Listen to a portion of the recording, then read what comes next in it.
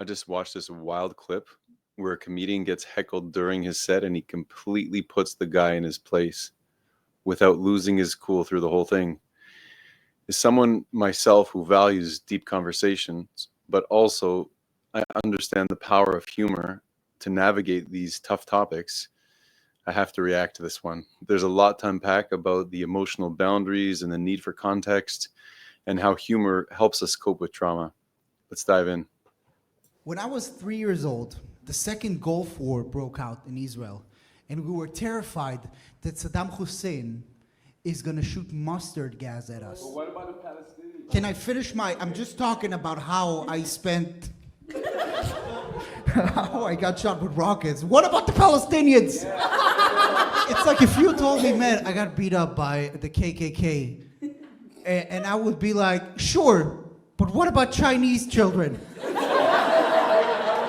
You know, it's both sad. Can it be both tragic? What's your name? France? I feel like if you're an Israeli, as soon as you leave Israel, you get a new job. You become the ambassador of Israel. Yes, and every time shit goes down between Israel and Palestine, all of the Europeans, they will flock to the nearest Israeli and they will ask for a press release. What do you mean we're not real Jew Israel? 5 to 13 tribes, what was spoke about in the book, the people that were here before that, talked about very dark melanin people. First of all, the origin of humanity is Yes. African people. Is that not bad? Huh? Sorry, I want to inform you. Thank you for trying to insert some facts into my comedy.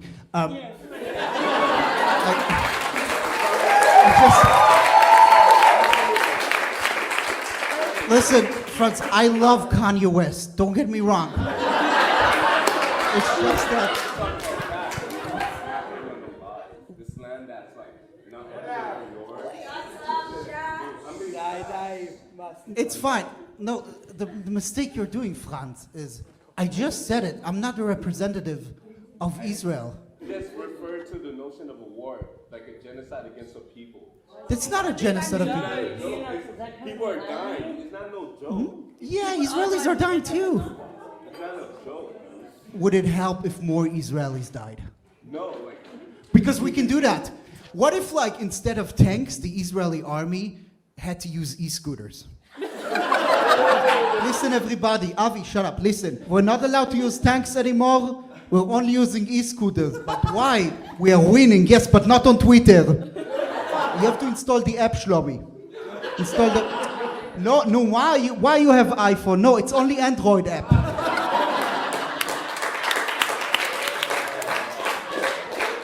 What you're doing is not okay.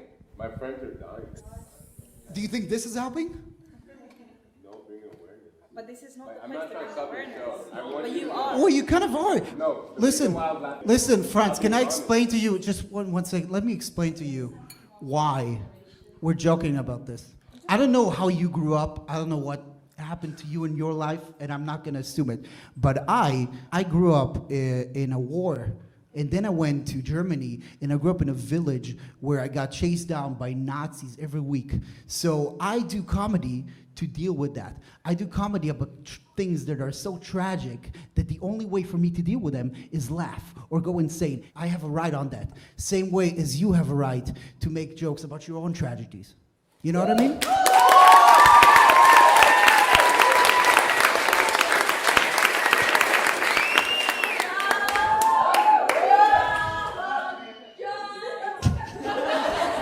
Listen, man, I want you to have a good time. I'm not sure if you will after this.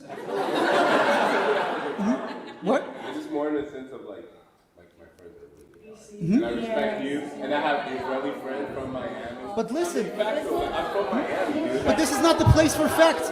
Just no, be quiet, leave him alone. This is not the place for facts. I talked about my dick for like 20 minutes about how I'm happy to talk to you after the show. Good.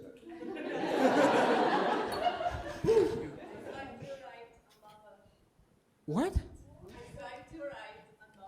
You swipe me right?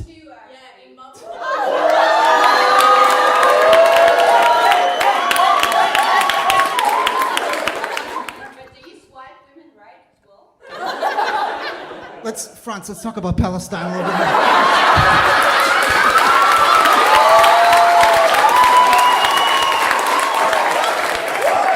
Free Palestine!